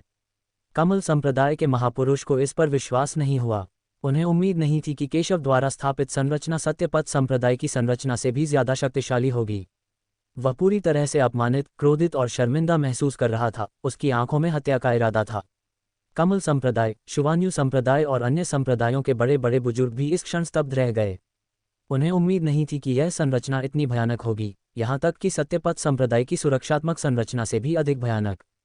केशव कैसा राक्षस है! वह न केवल मार्शल आर्ट में मजबूत है, बल्कि उसके बारे में ये भी अफवाह है कि वह कीमिया में भी निपुण है और अब उसने संरचना में और भी मजबूत कौशल का प्रदर्शन किया है। यह इतना अप्रत्याशित था कि वे इस पर विश्वास ही नहीं कर सके। क्या ये सत्यपथ संप्रदाय की नींव हो सकती है? उन्होंने अनुमान लगाया कि शायद यही सत्यपथ संप्रदाय की नींव है, जिससे उनकी ईर्ष्या और बढ़ गई। अगर वे सत्यपथ संप्रदाय की नींव पर कब्जा कर लेते तो वे निश्चित रूप से सत्यपथ संप्रदाय से ज्यादा मजबूत होते। चलो एक साथ हमला करें और सत्यपथ संप्रदाय के गठन को नष्ट कर दें। हम उन्हें अब और यहाँ नहीं रख सकते। इस समय कई प्रमुख संप्रदायों के सर्वोच्च बुजुर्गों ने एक दूसरे को देखा और एक दूसरे की आंखों में दृढ़ संकल्प देखा। आज वे न केवल सत्यपथ संप्रदाय को नष्ट करने की कोशिश कर रहे थे, बल्कि अपना प्रभुत्व भी स्थापित करना चाहते थे। अगर वे सत्यपथ संप्रदाय से निपट भी नहीं पाए तो वे पूरी तरह से अपना सम्मान खो देंगे। एक पल में कई महान सर्वोच्च बुजुर्ग अपनी शक्तिशाली ताकत के साथ बिना किसी हिचकिचाहट के फूट पड़े और आक्रामक रूप से हमला कर दिया। कई शक्तिशाली पुरुषों के एकजुट होने से स्वर्गीय गिरोह के बलवान भी उनके विरोधी नहीं हो सकते थे और उन्होंने केशव की सेना पर बमबारी कर दी। उन्होंने चतुराई से बल प्रयोग करके उस संरचना को तोड़ने का प्रयास छोड़ दिया और इसके बजाय सभी तरीकों को तोड़ने के लिए बल प्रयोग करने को तैयार हो गए। अपनी भयानक शक्ति से उन्होंने बलपूर्वक उस संरचना को तोड़ डाला। इससे पहले कि सभी को आराम करने का समय मिलता, अगले ही पल वे फिर से घबरा गए। कई महान सर्वोच्च बुजुर्गों ने एक ही समय पर हमला किया और स्वर्ग और पृथ्वी की इच्छा को नियंत्रित करने वाली भयानक शक्ति उन्हें भयभीत करने के लिए पर्याप्त थी और वे लगभग घुटने टेकने से खुद को नहीं रोक सके। हर कोई इसका इंतजार कर रहा है और हमें इसका विरोध करना चाहिए। गड़गड़ाहट। कई शक्तिशाली लोगों ने एक साथ पूरे दल पर बमबारी की। पल भर में धरती और आसमान कांप उठे। ये बेहद भयावह था, मानो 18 तीव्रता का भूकंप पूरे इलाके को अपनी चपेट में ले चुका हो। खतरा महसूस करते हुए संरचना के ऊपर का प्रकाश अचानक चरम पर फट गया। अनगिनत ऊर्जाएं बाहर निकल आईं, जिससे एक शक्तिशाली रक्षात्मक बल निकला। लगभग उसी समय अनगिनत हमले फिर से सामने आए। प्रत्येक हमला कमजोर नहीं था और वे कई प्रमुख संप्रदायों के सर्वोच्च बुजुर्गों पर निर्देशित थे। उन्होंने सत्यपथ संप्रदाय के गठन पर स्वर्गीय ड्रम की तरह बमबारी की, जिससे सत्यपथ संप्रदाय में हर किसी का खून उबलने लगा और वे लगभग खड़े होने में असमर्थ हो गए। सौभाग्य से ये संगठन कई प्रमुख संप्रदायों के सर्वोच्च बुजुर्गों के संयुक्त हमले का सामना करने में सक्षम था। जैसा कि पवित्र पुत्र द्वारा निर्मित संरचना से अपेक्षा की जाती है, ये पूरी तरह से अजेय है। इस संरचना ने वास्तव में कई प्रमुख संप्रदायों के प्रमुख बुजुर्गों के संयुक्त हमलों का सामना किया। ये वास्तव में आंखें खोलने वाला है। पवित्र पुत्र सचमुच अजेय है। सभी बेहद उत्साहित थे। उन्हें उम्मीद नहीं थी कि उनका पवित्र पुत्र इतना भयानक होगा और उसने जो संरचना बनाई थी वह इतनी शक्तिशाली होगी। आखिरकार वे सभी जानते थे कि केशव कोई उच्च स्तरीय संरचना गुरु नहीं था। जब संत पुत्र एक विशाल दल का गठन कर रहे हैं तो क्या होगा यदि कई प्रमुख संप्रदाय एकजुट होकर आक्रमण कर दें? फिर भी हमें नष्ट नहीं कर सकते। पवित्र पुत्र अमर है और त्यानिक्सुआन अविनाशी है। इस समय हर कोई बेहद उत्साहित था और नारे लगा रहा था जैसे ईश्वर का पुत्र अमर है और त्यानिक्सुआन अविनाशी है। इससे पहले वे बहुत चिंतित, भयभीत और सशंकित थे, लेकिन इस समय वे सभी उत्साहित थे। केशव द्वारा स्थापित संरचना ने उन्हें आत्मविश्वास दिया। यह एक दृढ़ विश्वास है, बिना किसी कारण के कट्टर पूजा। जब तक परमेश्वर का पुत्र यहाँ है, वे विश्वास करते हैं कि उन्हें कुछ नहीं होगा। रूपाली और अन्य लोग जब इस दृश्य को देखा तो वे खुश और उत्साहित हुए बिना नहीं रह सके। मुझे उम्मीद नहीं थी कि भले ही केशव संप्रदाय में नहीं है, फिर भी उसके पास संप्रदाय की मदद करने के ऐसे साधन हैं। केशव सचमुच अद्भुत है। वह वास्तव में कई महान संप्रदायों के सर्वोच्च बुजुर्गों के हमलों का विरोध करने में कामयाब रहे। रूपाली और बाकी सभी जानते थे कि प्रमुख संप्रदायों के सर्वोच्च बुजुर्ग कितने भयानक थे। यहाँ तक कि स्वर्गीय गिरी क्षेत्र के लोग भी उनके संयुक्त हमले का सामना नहीं कर पाएंगे। ये ठीक इसी कारण से है कि भले ही केशव ने अब राज्य का सिंहासन प्राप्त कर लिया है और शाही परिवार का समर्थन प्राप्त है, फिर भी वे उसे गंभीरता से नहीं लेते हैं और सत्यपथ संप्रदाय के खिलाफ कार्रवाई करने की हिम्मत नहीं करते हैं। आखिरकार उनका मानना था कि शाही परिवार केशव के लिए कभी भी उनसे अलग नहीं होगा। लेकिन केशव द्वारा छोड़ी गई बैकअप योजना उनके हमलों का विरोध करने में सक्षम थी। पवित्र पुत्र सदैव चमत्कार करते हैं। शायद उनके नेतृत्व में हमारा सत्यपथ संप्रदाय अपना पूर्व गौरव पुनः प्राप्त कर सके। कौन निश्चित रूप से कह सकता है? जोया, दृष्टि और अन्य लोगों ने उत्साह से कहा। उनकी आंखें केशव पर विश्वास से भरी थीं। पूर्व गौरव को पुनः स्थापित करें। शायद ये सचमुच संभव है। ये शब्द सुनकर रूपाली की आंखें भी चौंधिया गईं। वह जानती थी कि अतीत में सत्यपथ संप्रदाय कितना शक्तिशाली था। ये दक्षिया की सबसे मजबूत ताकतों में से एक है। अगर राक्षसों का आक्रमण न होता तो सत्यपथ संप्रदाय को भारी नुकसान उठाना पड़ता और भारी कीमत चुकानी पड़ती। आज सत्यपथ संप्रदाय महाद्वीप की शीर्ष शक्तियों में से एक हो सकता है। हालांकि दूसरों की नज़र में सत्यपथ संप्रदाय के पूर्व गौरव को बहाल करना लगभग असंभव है, लेकिन उसकी नज़र में केशव के साथ ये वास्तव में संभव हो सकता है। गड़गड़ाहट। कई सर्वोच्च बुजुर्गों ने एक आक्रामक बमबारी दल बनाया। इस समय सभी चिंतित नहीं थे और उनके दिल आत्मविश्वास से भरे हुए थे। अरे, ये कैसी रचना है? ये बहुत डरावना और परेशान करने वाला है। कमल संप्रदाय के ग्रैंड एल्डर ने गंभीर अभिव्यक्ति के साथ कहा कि केशव द्वारा आयोजित गठन उनकी कल्पना से परे था। इसे नियंत्रित करने के लिए किसी मजबूत व्यक्ति की जरूरत नहीं होती और खतरे का सामना करते ही यह शक्तिशाली हमले कर सकता है। खासकर ये हमले इतने शक्तिशाली होते हैं कि उसे खतरा महसूस होता है। हालांकि उनकी आंखों में जबरदस्त लालच भी था। जितनी मजबूत संरचना थी, वे उतने ही ज्यादा उत्साहित थे। इससे पता चलता है कि तियानजुआनजोंग अधिक मूल्यवान है। उनकी नज़र में ये सब सत्यपथ संप्रदाय की पृष्ठभूमि की मदद से केशव द्वारा स्थापित एक बड़ा गठन था। अब और पीछे मत हटो, पूरी ताकत से आगे बढ़ो और इस संरचना को नष्ट कर दो। कमल संप्रदाय के ग्रैंड एल्डर ने ठंडे स्वर में कहा कि उन्होंने पहले इस गठन को कम करके आंका था, लेकिन आखिरकार उनकी ताकत सांसारिक दानव क्षेत्र के चरम पर पहुंच गई थी, इसलिए वे इस मात्र गठन की परवाह क्यों करेंगे। बूम! कई शक्तिशाली लोग जरा भी पीछे नहीं हटे और अपनी प्रबल शक्ति से उन पर टूट पड़े। आकाश और पृथ्वी ढह गए और एक के बाद एक हमले होने लगे, मानो वे आकाश और पृथ्वी को उलट पुलट कर देंगे। ये बेहद भयानक था। शक्तिशाली बल उबल पड़ा और शून्य को चकनाचूर कर दिया। उनके हमले के कारण जो संरचना इतनी मजबूत थी, वह लगातार हिल रही थी। क्लिक करें। अंततः उनके लगातार हमलों के कारण ऐसा लगा कि यह संरचना अपनी सीमा तक पहुंच गई और एक झटके में बिखर गई। धत्तेरी की! जब सत्यपथ संप्रदाय के सभी लोगों ने ये दृश्य देखा तो उनके चेहरे पर भारी परिवर्तन आ गया। संरचना टूट गई। केशव द्वारा स्थापित महान संरचना अंततः टिक नहीं सकी और अपने कई सर्वोच्च बुजुर्गों के संयुक्त हमले का सामना नहीं कर सकी और ढह गई और नष्ट हो गई। भयानक दबाव सभी दिशाओं में फैल गया और सत्यपथ संप्रदाय के कई शिष्य प्रभावित हुए। मुझे उम्मीद नहीं थी कि अंत में ये संरचना टूट जाएगी। मुरोंग जियाओ के चेहरे पर निराशा के भाव थे। क्या आज सचमुच सत्यपथ संप्रदाय के विनाश का दिन था? सत्यपथ संप्रदाय का गठन टूट गया है, उन्हें नष्ट कर दो। इन कृतघ्न चींटियों को मार डालो। सत्यपथ संप्रदाय को जमीन पर गिरा दो, उसके कवच का कोई निशान न छोड़ो। हालांकि कई प्रमुख संप्रदायों के सर्वोच्च बुजुर्गों ने इस संरचना को तोड़ दिया, लेकिन वे ज्यादा खुश नहीं दिखे। आखिरकार इस संरचना मात्र ने उन्हें इतना शर्मिंदा कर दिया था और लगभग घायल ही हो गए थे। सौभाग्य से ये संरचना अंततः टूट गई। उनकी नज़र में सत्यपथ संप्रदाय अब चींटियों के एक समूह से ज्यादा कुछ नहीं है जिसे जब चाहे मिटाया जा सकता है। उन्होंने सत्यपथ संप्रदाय के कई महान बुजुर्गों पर हमला किया, उन्हें घेर लिया और अन्य मजबूत लोगों को सत्यपथ संप्रदाय के अन्य लोगों पर हमला करने दिया। मारना। सत्यपथ संप्रदाय को नष्ट करो। कई प्रमुख संप्रदायों के बलवान पुरुष हत्या के इरादे से भरे हुए थे और एक के बाद एक बाहर निकल पड़े। जब तक वे सत्यपथ संप्रदाय को नष्ट कर सकते थे, वे सत्यपथ संप्रदाय के किसी भी खजाने को चुन सकते थे। सत्यपथ संप्रदाय के शिष्यों, मेरे पीछे आओ। पवित्र पुत्र अमर है और त्यानिक्सुआन अविनाशी है। मुरोंग जियाओ जोर से दहाड़ा, उसकी आंखों में दृढ़ संकल्प झलक रहा था। उसने हथियार पीछे खींच लिया, मौत तक लड़ने का दृढ़ निश्चय किया और सत्यपथ संप्रदाय के बलवान सैनिकों के साथ दौड़ पड़ा। पवित्र पुत्र अमर है और त्यानिक्सुआन अविनाशी है। पवित्र पुत्र अमर है और त्यानिक्सुआन अविनाशी है। सत्यपथ संप्रदाय के सभी शिष्य जानते थे कि आज वे युद्ध से बच नहीं सकते। किसी ने भी दया की भीख नहीं मांगी। सबने दहाड़ते हुए अपने हथियार निकाल लिए। उनकी आंखों में बेहद गुस्सा था। यद्यपि सत्यपथ संप्रदाय कमजोर है, पूरे संप्रदाय की मदद से बचाव करना आसान है और हमला करना मुश्किल है। एक क्षण के लिए तो वह अपने प्रतिद्वंद्वी के बराबर ही था। पूरा सत्यपथ संप्रदाय युद्ध के मैदान में बदल गया। अनगिनत चट्टानें हर जगह उड़ गईं, विशाल प्राचीन पेड़ राख में बदल गए और आकाश हिल रहा था। जोया, दृष्टि और अन्य अब दुश्मन के खिलाफ लड़ने के लिए सत्यपथ संप्रदाय के लोगों का नेतृत्व कर रहे हैं। तुम्हारी हिम्मत है विरोध करने की?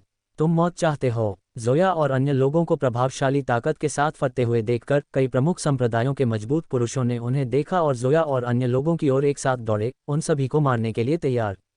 एक पल में मजबूत पुरुषों के एक समूह ने उन्हें घेर लिया और जोया और अन्य पर हमला कर दिया। हालांकि जोया और अन्य लोग शक्तिशाली थे, फिर भी वे उनसे थोड़े कमतर थे। एक पल में वे संकट में पड़ गए। लेकिन इस समय जब कई हमले जोया को मारने वाले थे, एक बर्फीला हमला दूर से फट गया जिसने सभी हमलों को नष्ट कर दिया और भयानक परिणाम ने उन्हें सीधे पीछे हटने के लिए मजबूर कर दिया। वरिष्ठ बहन लुओ, उस व्यक्ति को देखकर जिसने ये कदम उठाया था, जोया बहुत खुश हुई। ये व्यक्ति ललिता था। ललिता पहले भी एकांतवास में रह चुकी थी, इसलिए उसने संप्रदाय प्रतियोगिता में भाग नहीं लिया था।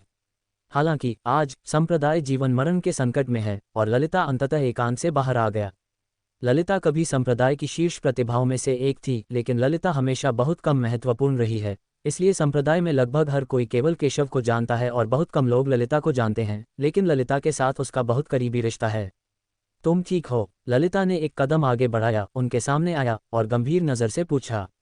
वह अभी अपने एकांतवास से बाहर आई थी, लेकिन उसे इस बात का जरा भी अंदाजा नहीं था कि सत्यपथ संप्रदाय जीवन मरण के संकट का सामना कर रहा था।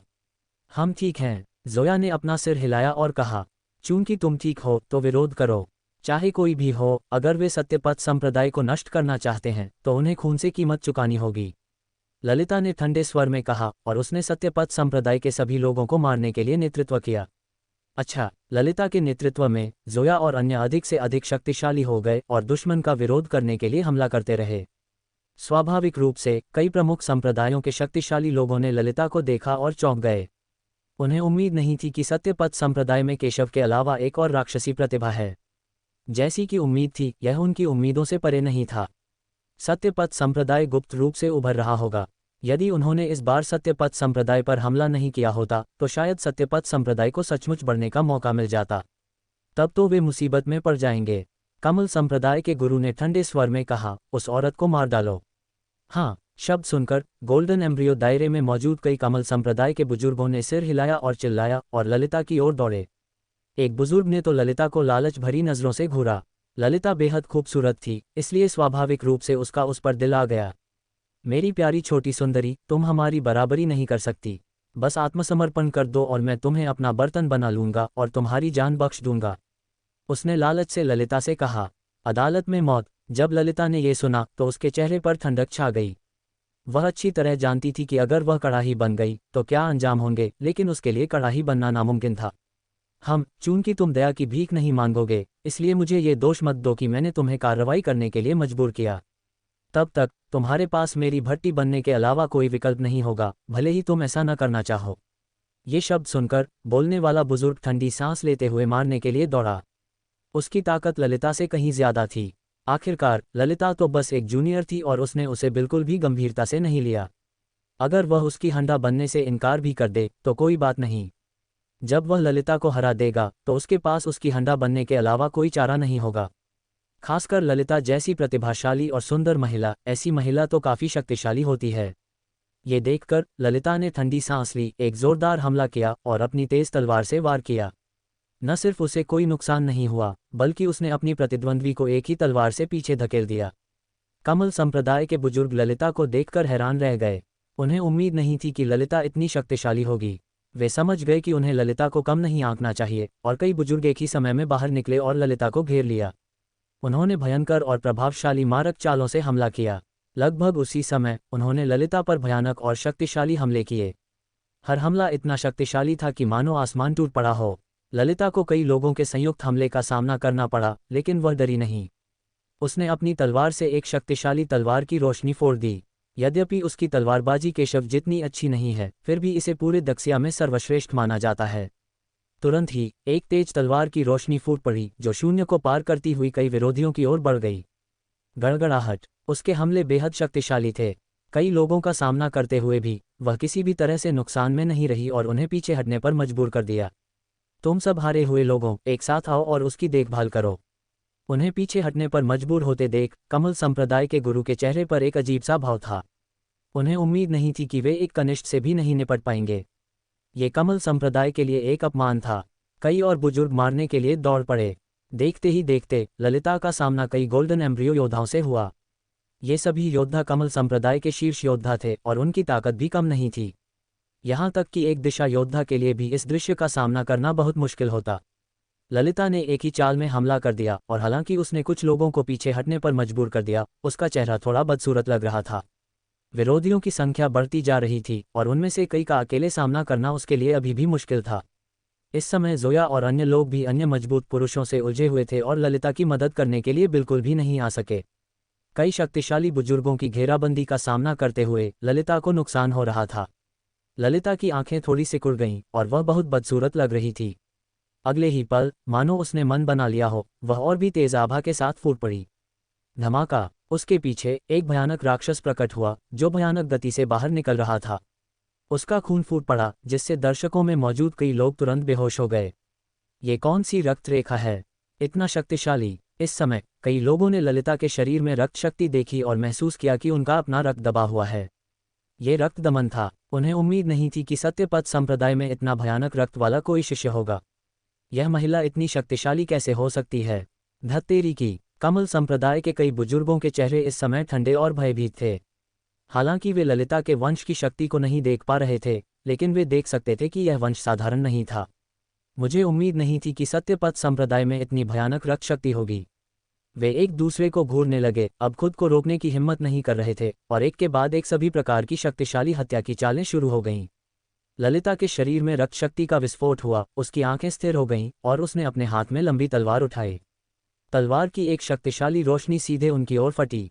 कई बुजुर्गों की ताकत कमजोर नहीं थी, लेकिन जिस क्षण वे ललिता के संपर्क में आए, वे सीधे तलवार की रोशनी से मारे गए और कमजोर हो गए। उनके मुंह से अनगिनत करुण चीखें निकलीं। इस भयानक हमले की शक्ति सांसारिक दानव साम्राज्य से भी ज्यादा थी। उन्होंने कभी सोचा भी नहीं था कि ललिता इतनी शक्तिशाली होगी। लगभग एक ही क्षण में वे मारे गए और नष्ट हो गए। और ये लोग कोई साधारण चींटियां नहीं हैं। ये सभी स्वर्ण भ्रूण क्षेत्र के शिखर पर हैं और कमल संप्रदाय के वरिष्ठ हैं। अगर इन्हें किसी अन्य प्रथम और द्वितीय श्रेणी की सेना में रखा जाए तो ये संप्रदाय के स्वामी भी बन सकते हैं। हालांकि उसे ललिता ने सिर्फ एक तलवार से मार डाला। इस दृश्य को देखने वाला लगभग हर व्यक्ति दंग और भयभीत हो गया। उन्हें उम्मीद नहीं थी कि ललिता इतनी भयानक होगी। जिस बलवान आदमी ने उस पर हमला किया था वह एक भी मुकाबला नहीं झेल पाया और ललिता ने उसे एक ही तलवार से मार डाला। और कौन? ललिता ने ठंडी आवाज में कहा। उसकी आभा अपने चरम पर पहुंच गई थी। इस समय उसकी आभा सांसारिक दानव क्षेत्र से कमजोर नहीं थी। यहां तक कि स्वर्ण भ्रूण क्षेत्र का शिखर भी उसके सामने कुछ नहीं कर सकता और एक भी वार झेल सकता है। ये कैसी बकवास है? ये दृश्य देखकर संप्रदाय गुरु फेग्यून का चेहरा पीला पड़ गया और वह गुस्से से बोला। हालांकि गुस्से में होने के बावजूद उसे थोड़ा डर भी लगा। ऐसा लग रहा था जैसे उसे वह दृश्य याद आ गया जब वह केशव से हार गया था। उसे केशव ने इस तरह हराया था। उसे उम्मीद नहीं थी कि सत्यपथ संप्रदाय में इतनी बड़ी प्रतिभा होगी। आगे बढ़ो और उसे मार डालो। वह फिर से चिल्लाया और अपने आसपास के ताकतवर लोगों से ललिता को मारने के लिए सेना में शामिल होने को कहा। हालांकि उसके शब्दों को सुनने के बाद कई शक्तिशाली पुरुषों के शरीर थोड़े कांप उठे और उन्होंने अपनी आंखों में डर के साथ ललिता को देखा। बिल्कुल भी कदम उठाने की हिम्मत नहीं हुई। हालांकि वे काफी शक्तिशाली हैं, फिर भी वह दृश्य जहां ललिता ने अपनी पूरी ताकत से हमला किया और स्वर्ण भ्रूण क्षेत्र के कई शक्तिशाली पुरुषों को मार डाला, आज भी उनके मन में ताज़ा है। अगर वे कार्रवाई करते हैं तो परिणाम शायद बहुत अलग नहीं होंगे। वे मरना नहीं चाहते। कितना बेकार है। ये देखकर कि उन्होंने हमला करने की हिम्मत नहीं की, कमल संप्रदाय के गुरु का चेहरा बेहद गुस्से और बदसूरत था। तुम सब मेरे साथ हमला करो। इस महिला का वंश फट गया है, लेकिन वह इसे रोकने के लिए मजबूर कर रही है। वह लंबे समय तक टिक नहीं पाएगी। उसने ठंडी सांस ली और बाकी ताकतवर आदमियों ने राहत की सांस ली। हालांकि वे सब संप्रदाय प्रमुख फेग्यून को कुछ तिरस्कार भरी नजरों से देख रहे थे। जाहिर था कि वह भी डर रहा था, वरना वह उन्हें एक साथ हमला करने के लिए नहीं कहता।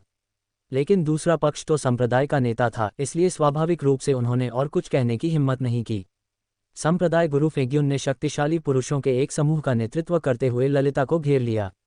हालांकि ललिता साधारण नहीं थी, फिर भी उसकी शक्ति असली दिशा क्षेत्र को भेद नहीं पाई थी।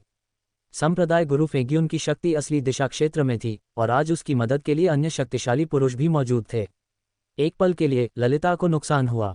कमल संप्रदाय के नेता ने भयंकर और शक्तिशाली हमला किया, जिससे ललिता की मौत हो गई। ललिता ने बचाव के लिए अपनी तलवार निकाली, लेकिन उसका वार सीधे नाकाम हो गया। भयानक परिणाम ने उसे पीछे हटने पर मजबूर कर दिया। उसके मुंह के कोने से खून की धार बह निकली और उसका चेहरा पीला पड़ गया।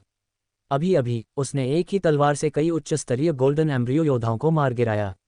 अगर उसने अपनी रक्त शक्ति का इस्तेमाल न किया होता तो वह कभी सफल नहीं हो पाती। लेकिन उसकी ताकत की भी अपनी सीमा है।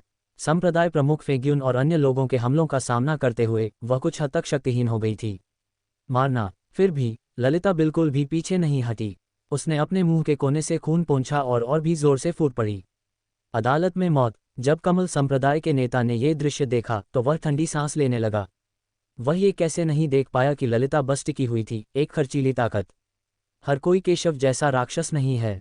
चलो हम सब मिलकर उसे मार डालें जब वह बीमार है। जब कमल संप्रदाय के अन्य बुजुर्गों ने यह दृश्य देखा तो उन्होंने ठंडे स्वर में कहा कि वे सभी देख सकते हैं कि ललिता की ताकत बहुत कम हो गई है।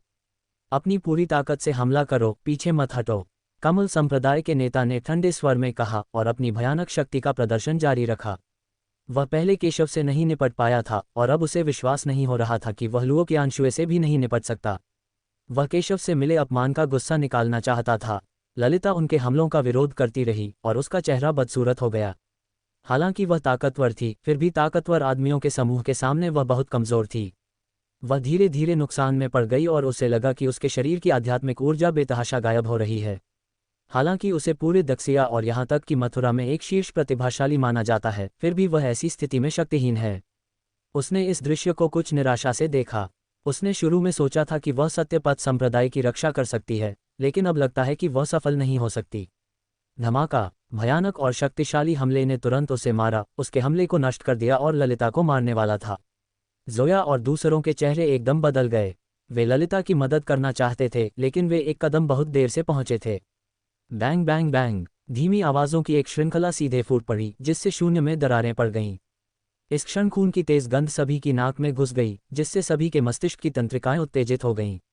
नहीं चाहिए। सत्यपथ संप्रदाय के कई लोग चिल्लाने से खुद को रोक नहीं पाए, और कई लोग तो अपनी आंखें बंद करने से भी नहीं रोक पाए और अपने सामने के दृश्य को सीधे देखने की हिम्मत नहीं जुटा पाए। काफी देर बाद उसने धीरे धीरे अपनी आंखें खोलीं। हालांकि जब उन्होंने फिर से अपने सामने का दृश्य देखा तो हर कोई अपनी आंखें चौड़ी करने और अविश्वास से उस दृश्य को देखने से खुद को नहीं रोक सका। उनके सामने एक लंबा और ठंडे चेहरे वाला युवक एक हाथ से ललिता को अपनी बाहों में पकड़े हुए था और उसके चारों ओर ललिता पर हमला करने वाले कई मजबूत लोग दुखद रूप से मर गए। कई लोग इस दृश्य को देखकर अपने सिर में झुनझुनी महसूस करने से खुद को नहीं रोक पाए, उनकी आंखें अविश्वास से भर गईं। सिर्फ एक ही झटके से वह कई शक्तिशाली गोल्डन एम्ब्रियो योद्धाओं को कुचल सकता था। वह ललिता से भी ज्यादा शक्तिशाली था। यह आदमी कौन है? लड़के, तुम कौन हो? कई बड़े संप्रदायों के कई ताकतवर लोग इस व्यक्ति को डर से देख रहे थे। उन्हें समझ नहीं आ रहा था कि यह आदमी कहाँ से आया है। ललिता, जिसने शुरू में सोचा था कि वह बच नहीं पाएगी, उस पल कांप उठी जब उस आदमी ने उसे बचा लिया। उसका चेहरा अविश्वास से भर गया और उसने धीरे से अपनी आंखें खोलीं। उसने पहले सोचा था कि वह आज मर जाएगी, लेकिन उसे उम्मीद नहीं थी कि केशव उसे बचा लेगा। केशव, ये पवित्र पुत्र है। पवित्र पुत्र अजेय है। इन जानवरों को मार डालो। पवित्र पुत्र निश्चित रूप से हमारा बदला लेगा। इस व्यक्ति को देखकर ललिता और सत्यपथ संप्रदाय के सभी लोग खुशी से फूले नहीं समा रहे थे और बेहद उत्साहित और रोमांचित थे। ये केशव है। केशव वापस आ गया है। आज कई प्रमुख संप्रदायों ने एक साथ सत्यपथ संप्रदाय पर हमला किया। सत्यपथ संप्रदाय के अनुयायियों को भारी नुकसान उठाना पड़ा और भारी कीमत चुकानी पड़ी। हर कोई लगभग निराशा में था। हालांकि केशव के प्रकट होने से सभी को आशा की किरण दिखाई दी। केशव मानो सर्वशक्तिमान देवता थे, जिससे उनका खून खौल उठा। मैं वापस आ गया हूँ। केशव ने सिर हिलाया और ललिता को नीचे रख दिया। अपने सामने बर्बाद सत्यपथ संप्रदाय को देखकर उसके दिल में एक अनाम क्रोध उमड़ पड़ा।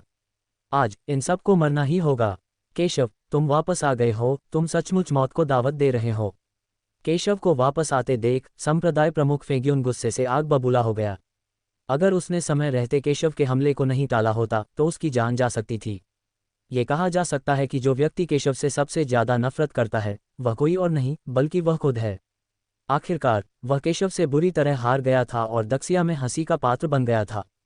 शुरू में उसे चिंता थी कि केशव वापस नहीं आएगा और शाही राजधानी में छिप जाएगा। ऐसे में उसके लिए केशव को मारना नामुमकिन होगा। लेकिन केशव वास्तव में वापस आ गया। इस मामले में केशव को आज मरना होगा। केशव को मारने के लिए एक साथ काम करो। हालांकि कमल संप्रदाय का नेता गुस्से में था, लेकिन वह केशव की ताकत भी जानता था। वह पहले भी केशव से बुरी तरह हार चुका था, इसलिए स्वाभाविक रूप से उसने अकेले केशव का सामना करने की हिम्मत नहीं की। हालांकि आज वे संख्या में ज्यादा और शक्तिशाली थे और उसे विश्वास नहीं था कि केशव अब भी उन सभी का मुकाबला कर पाएगा। उसने सभी को एक घातक हमला करने के लिए प्रेरित किया, जो ललिता पर किए गए हमले से भी ज्यादा शक्तिशाली था। ये शक्तिशाली हमला बेहद भयंकर था और तेजी से आसमान और धरती को उड़ा ले गया। गड़गड़ाहट, स्वर्ग और पृथ्वी एक क्षण में नष्ट हो गए और उनसे अनंत आकाशीय शक्ति प्रवाहित हुई। ललिता ने भी चिंता से केशव को देखा। हालांकि वह जानती थी कि केशव सरल नहीं है, लेकिन कमजोर भी नहीं है। हालांकि वह एकांत में थी और केशव की वर्तमान भयानक शक्ति को नहीं जानती थी। अदालत में मौत, ये देखकर केशव ने घृणा से नाक भान सिकुड़ी। कमल संप्रदाय के गुरु और अन्य लोगों के हमलों को जरा भी गंभीरता से नहीं लिया। उसने सीधे मुक्का मारा। हालांकि यह बस एक बेतरतीब मुक्का था, लेकिन इसकी ताकत किसी साधारण हमले से कम नहीं थी।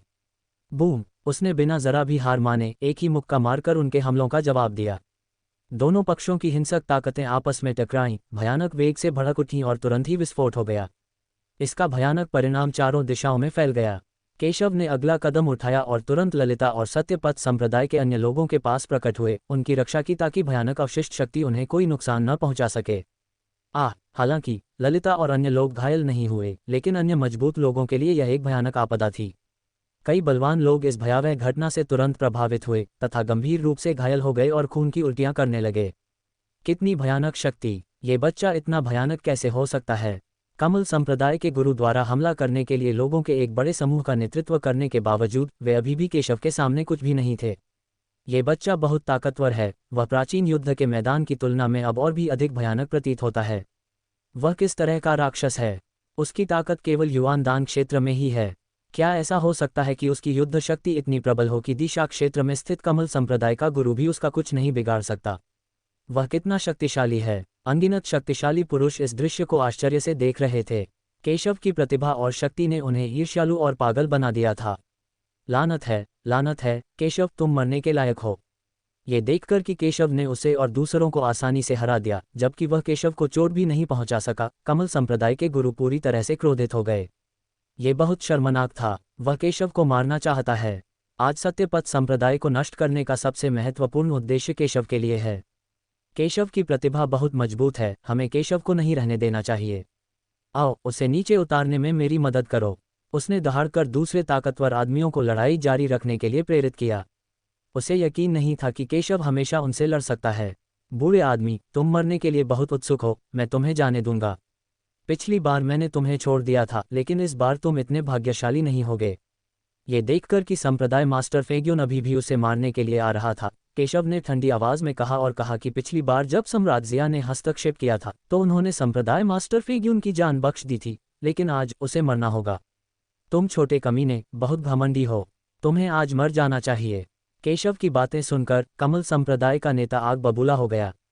वह बेहद गुस्से में था और मानता था कि केशव को आज ही मरना होगा।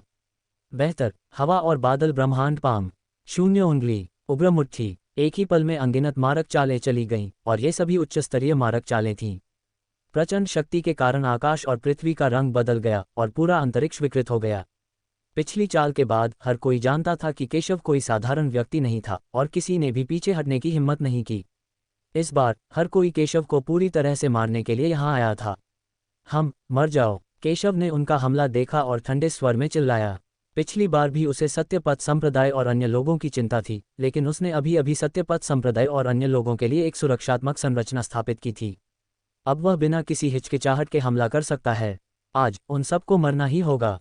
एक पल में उसके पीछे तलवारों की भयानक ताक फैल गई और उसके पीछे से अनगिनत तलवारें फैल गईं। हर तलवार की रोशनी से एक भयानक आभा निकलती थी, जिससे उनके चेहरे काफी बदल जाते थे। ये कैसे संभव है कि यह बच्चा इतनी भयानक हत्या कर सकता है?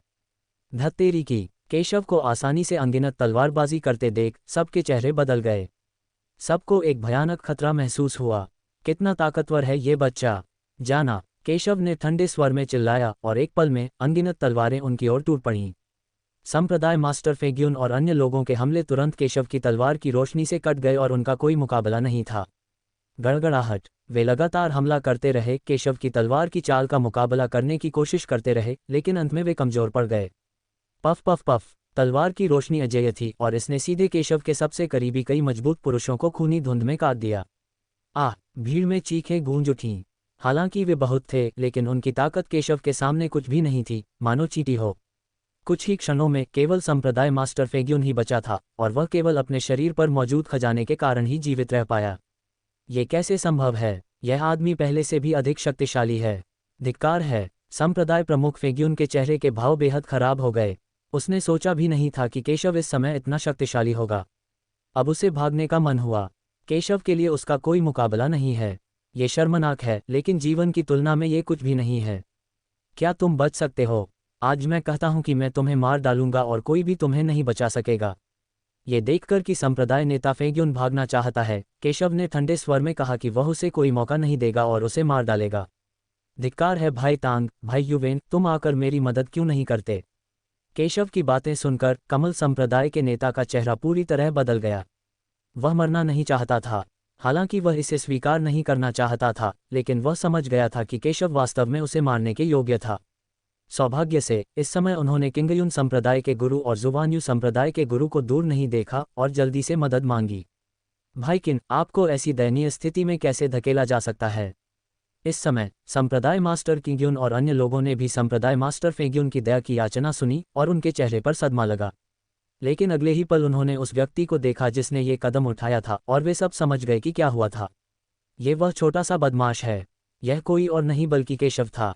उन्हें उम्मीद नहीं थी कि केशव वापस आएगा और कमल संप्रदाय के नेता को इतनी दयनीय स्थिति में डाल देगा।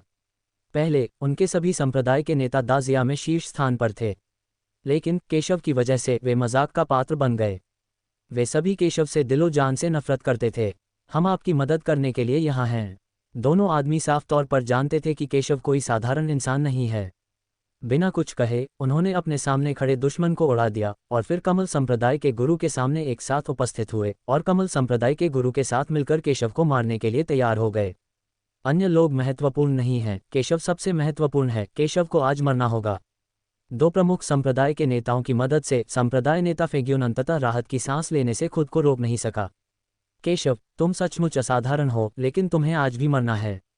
संप्रदाय प्रमुख फेग्यून ने गुस्से में कहा कि केशव ने उसे इतनी अपमानजनक स्थिति में धकेल दिया। उसने शुरू में सोचा था कि वह दूसरे ताकतवर आदमियों का नेतृत्व करके केशव को मार सकता है, लेकिन वह असफल रहा और केशव ने उसे लगभग मार ही डाला। अगर यह बात बाहर आ गई तो वह दुनिया भर में हंसी का पात्र बन जाएगा।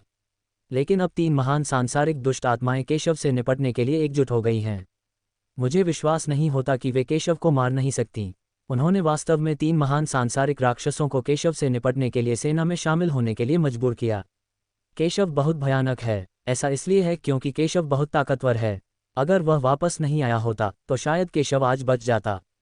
कितनी अफसोस की बात है, केशव आज की लड़ाई में मारा जाएगा। वह अपने पीछे सिर्फ एक किंवदंती छोड़ पाएगा। कई शक्तिशाली दर्शकों ने इस दृश्य को देखा और यह कहने से खुद को नहीं रोक सके कि यद्यपि केशव बहुत शक्तिशाली था, लेकिन लोगों की अपनी सीमाएं होती हैं, इसलिए वह संभवतः 3 सांसारिक राक्षसों के साथ प्रतिस्पर्धा कैसे कर सकता है। सिर्फ तुम तीनों, तुम मुझे मारना चाहते हो। आज तुम सबको मरना ही होगा। हालांकि 3 लोगों का सामना करते हुए केशव की अभिव्यक्ति शांत रही। उनके लिए उनमें कोई अंतर नहीं है। उनमें से कोई भी केशव का विरोधी नहीं है। वे स्वयं कुछ नहीं कर सकते। केशव की बातें सुनकर तीनों संप्रदाय के नेता गुस्से से भर गए। ये बच्चा सचमुच घमंडी था। उन सभी ने अपनी हत्या की चालें चलाईं और केशव पर हमला कर दिया। केशव बिल्कुल भी नहीं डरा। उसने अपनी तलवार हवा में घुमाई और 3 लोगों को मार डाला। धमाका! उसके हाथ से एक शक्तिशाली वार निकला। उसने तीनों संप्रदाय के नेताओं से अकेले ही युद्ध किया। वह बहुत ही जोशीला, बलवान और दबंग लग रहा था। दोनों ओर से हमले जारी रहे और प्रत्येक हमले से स्वर्ग और पृथ्वी लगातार कांपने लगे और अंतरिक्ष में दरारें लगातार चारों लोगों द्वारा फाड़ दी गईं। बेटे, तुम सच में सरल नहीं हो। तुम्हारे पास क्या रहस्य हैं? लेकिन चाहे आप कितने भी ताकतवर क्यों न हो, आपको आज मरना ही होगा। ये देखकर कि केशव वास्तव में उन तीनों के हमलों का सामना कर सकता है, तीनों संप्रदाय के नेता हैरान रह गए। वे मन ही मन जानते थे कि केशव के पास जरूर कोई राज होगा। वे अब अपनी ताकत पर नियंत्रण नहीं रख पाते और पागलों की तरह बाहर निकल पड़ते हैं। उन तीनों का संयुक्त हमला मध्य से लेकर अंतिम चरण तक के दिशा योद्धा को मारने के लिए पर्याप्त है। हालांकि उन तीनों का सामना करते समय केशव अभी भी नुकसान में नहीं था। शक्तिशाली शक्तियां लगातार टकरा रही हैं, आध्यात्मिक ऊर्जा फूट रही है, युद्ध का मैदान हजारों मीटर तक फैला हुआ है और तूफान पूरे स्थान पर छा गया है। कितनी भयानक शक्ति! पवित्र पुत्र अजय है। बहुत अच्छा। ये दृश्य देखकर सत्यपथ संप्रदाय के लोग जो जमकर लड़ रहे थे और भी अधिक प्रेरित हुए।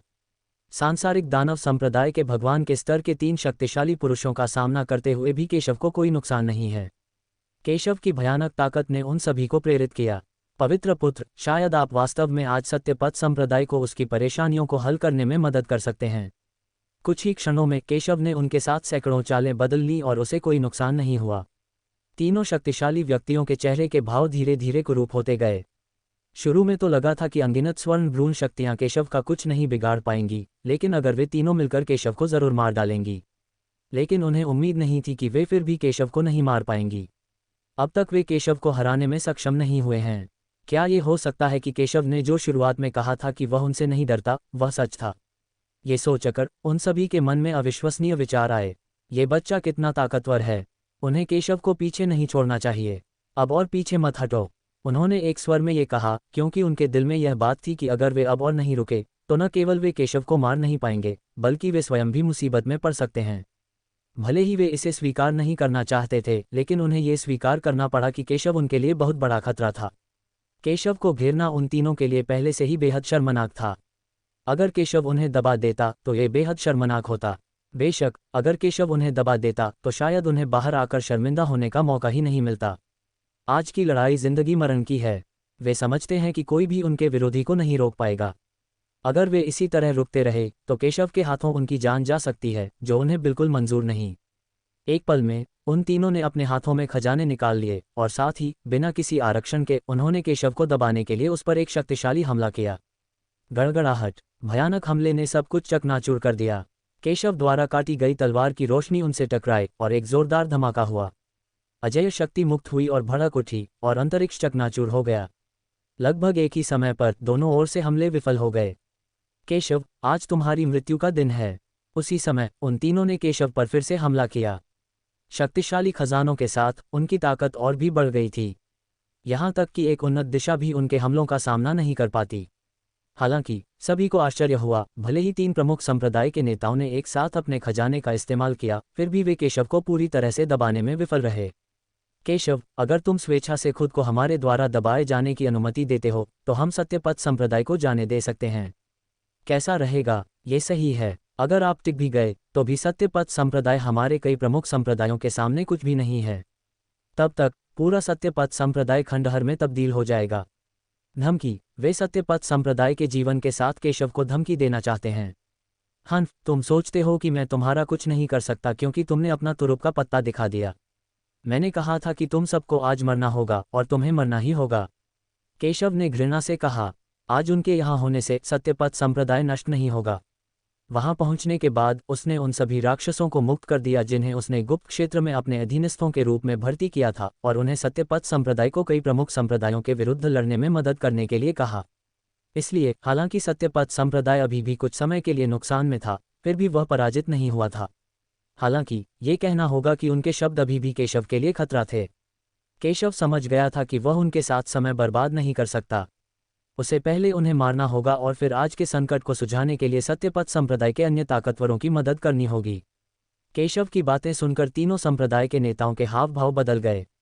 उन्हें उम्मीद नहीं थी कि केशव इस समय भी इतना आत्मविश्वासी है और उन्हें मार डालना चाहता है। वे केशव को कभी जाने नहीं देंगे। उन तीनों ने जानलेवा हमले किए और केशव पर फिर से हमला कर दिया। ये देखकर केशव बिल्कुल भी नहीं डरा और आगे बढ़ गया।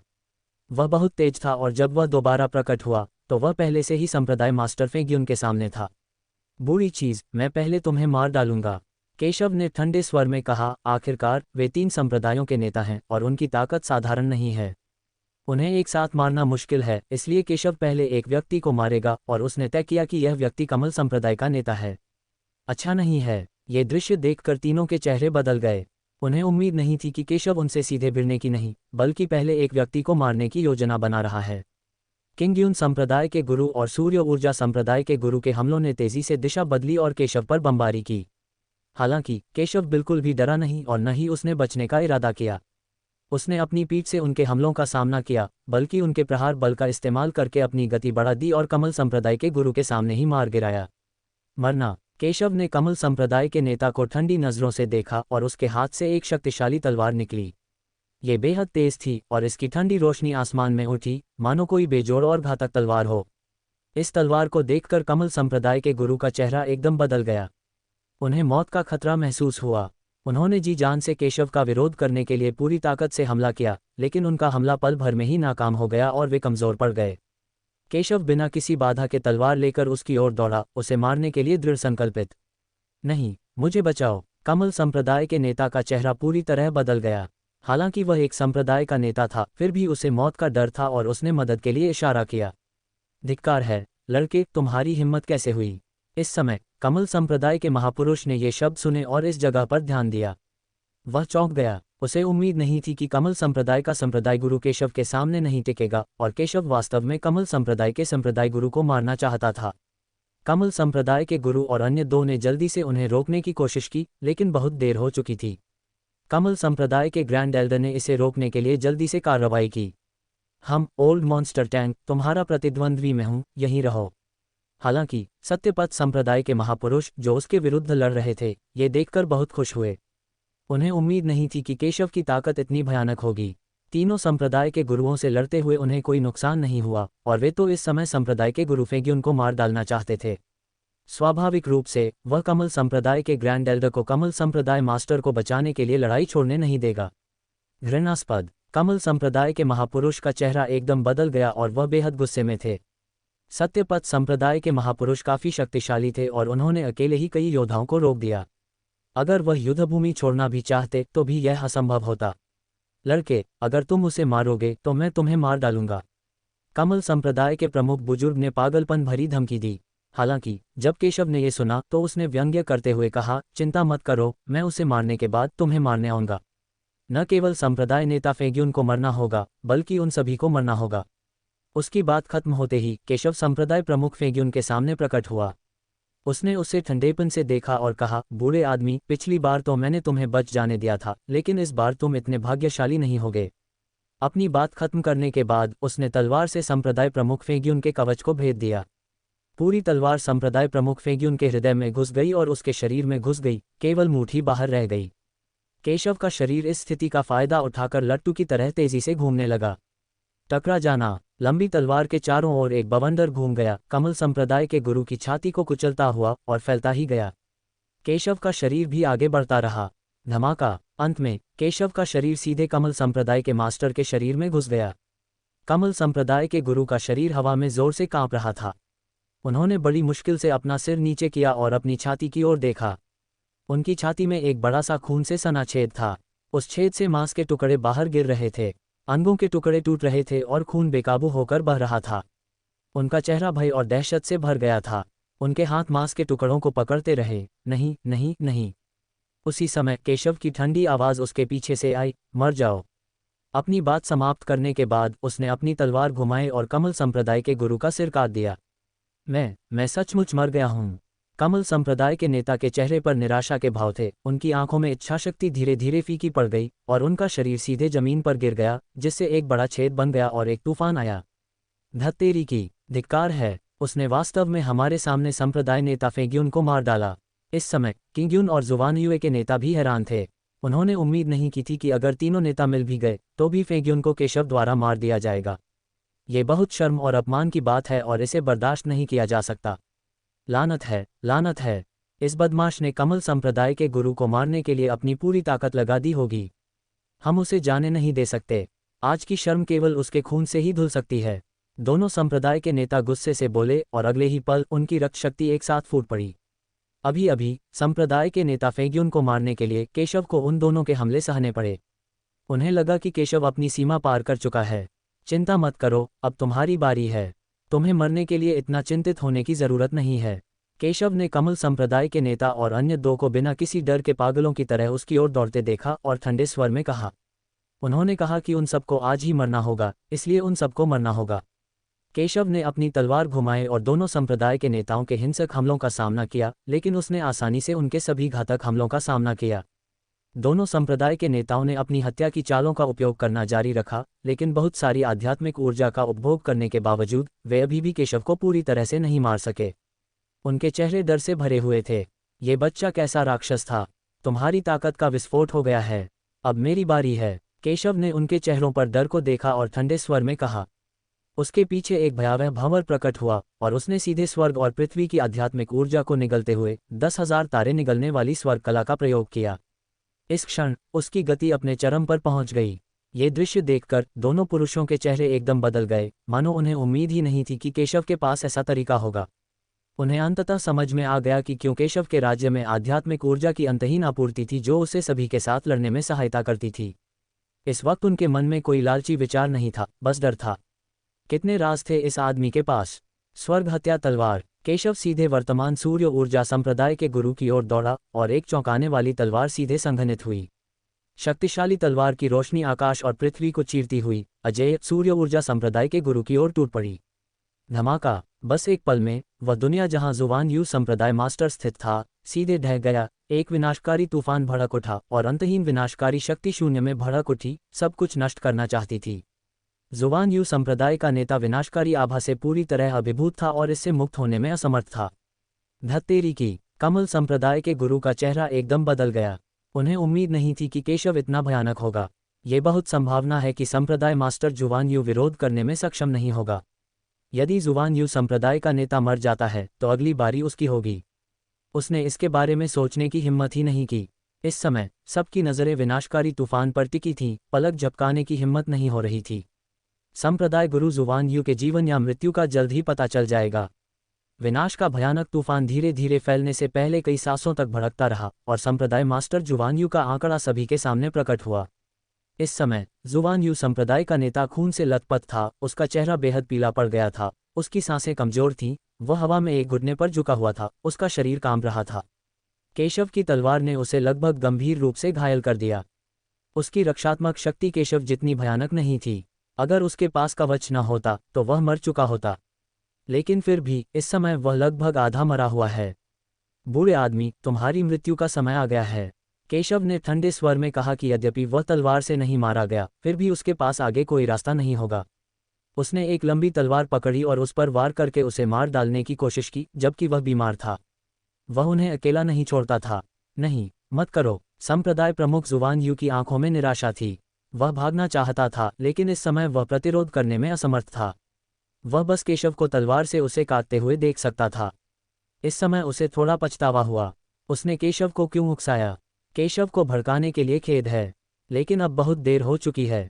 बूम! तलवार के प्रहार से शक्तिशाली तलवार की रोशनी ने सीधे उसके शरीर को काट डाला, उसे टुकड़ों में काट दिया, उसे रक्त धुंध में बदल दिया और आकाश और पृथ्वी में गायब हो गया। दूसरे संप्रदाय के नेता, मरो। अच्छा नहीं है। सूर्य ऊर्जा संप्रदाय के नेता को मारा जाता देख कमल संप्रदाय के नेता का चेहरा पूरी तरह बदल गया, मानो उसने अपना अंत पहले ही देख लिया हो। वह मरना नहीं चाहता। वह जल्दी से घूमकर भाग गया। क्या आप भागने में सफल रहे? केशव ने उसे तिरस्कार से देखा और पलक झपकते ही वह कमल संप्रदाय के गुरु के सामने प्रकट हो गया। उसकी गति बहुत तेज थी। कमल संप्रदाय के नेता ने केशव को भय से देखा। केशव बहुत शक्तिशाली था। मैं तुम्हें आत्महत्या करने का मौका दे सकता हूँ। केशव ने कमल संप्रदाय के नेता को उदासीनता से देखा। अब सिर्फ एक ही कमल संप्रदाय का गुरु बचा है। उसे मारना उसके लिए आसान होगा। बस उसे थोड़ी सी कोशिश करनी होगी। शेंगजी, मैं गलत था। अगर आप मुझे माफ़ करने को तैयार हैं तो मैं आज सत्यपथ संप्रदाय के खिलाफ लड़ाई से कमल संप्रदाय को पीछे हटने के लिए प्रेरित कर सकता हूँ, बशर्ते आप मुझे जाने दें। कमल संप्रदाय के गुरु का चेहरा बेहद बदसूरत लग रहा था और उन्होंने जल्दी से दया की भीख मांगी। तुम्हें लगता है कि मैं सिर्फ इसी वजह से तुम्हें जाने दूंगा? तुम बहुत नादान हो। तुमने एक बार मुझे प्राचीन युद्धभूमि में धमकी दी थी। मेरी नज़र में तुम पहले ही बर्बाद हो चुके हो। चूंकि तुमने आत्महत्या करने से इनकार कर दिया है, इसलिए मैं तुम्हें तुम्हारे रास्ते पर भेज दूंगा।